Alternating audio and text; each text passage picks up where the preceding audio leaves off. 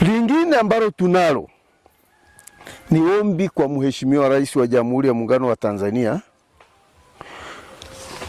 kupitia dhana ya maridhiano ambayo muasisi wake ni yeye mwenyewe.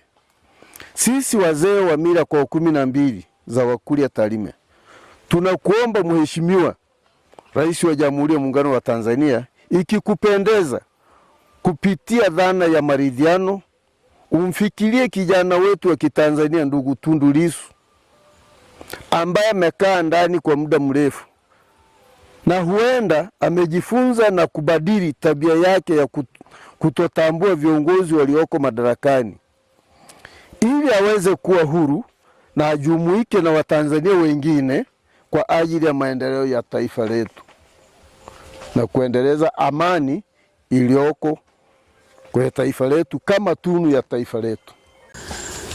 Mimi kutokana na kikao chetu hiki ambacho tumekutana leo hapa, mimi ninachoona ni kwamba mimi hasa sana ninajaribu kutoa hamasa sana kwa vijana. Vijana wetu, rais wetu tulionaye ni rais ambaye anapenda nchi yake na anapenda watu wake.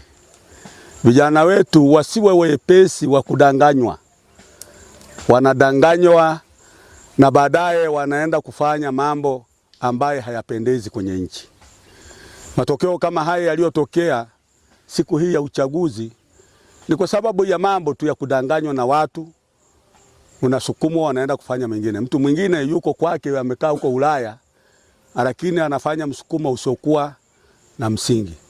Kwa hiyo ninachoomba ni kwamba vijana wetu waache kabisa mambo ya kudanganywa na kwenda kufanya mambo ambaye yanasababisha kuvunjivu wa amani. Ninachoomba ni kwamba sisi kama wazee wa mila, kitendo hicho hakitufurahishi, kwa sababu sisi kawaida yetu sisi ni amani. Sisi tuko amani kabisa, na viongozi wetu tunawapongeza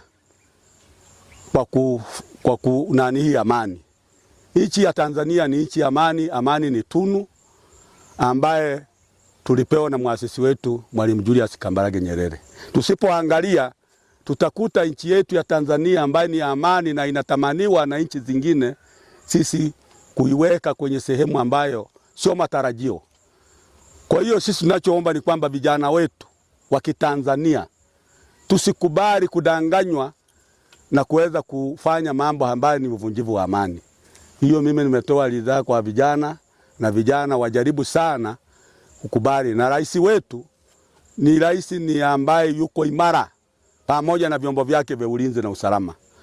Na tunaomba vyombo vya ulinzi na usalama viwaangalie watu hao wanaotaka kuifanya Tanzania ikose amani.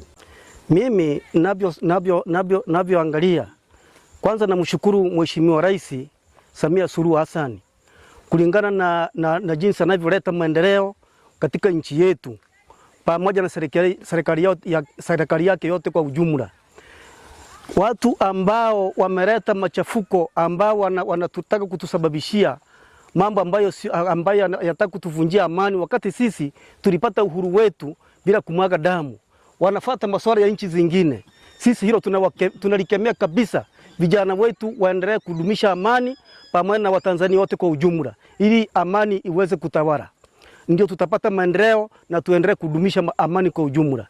Na kitu ambacho nataka kukizungumzia ni kwamba sisi nchi yetu tuna uhuru wa kutosha, na watu wote wanaendelea vizuri na maendeleo yanaendelea vizuri, na hatutaki kusikia tena vijana wetu kutoka kwa ya kwa 12 ya Wakurya wote kwa ujumla wanaleta masuala kuvunja amani, kama John Heche anavyotaka kuvunja amani yetu, kitu ambacho ni batili kabisa, na hilo tunalikemea tena kwa ujumla. Hatutaki kabisa kulisikia.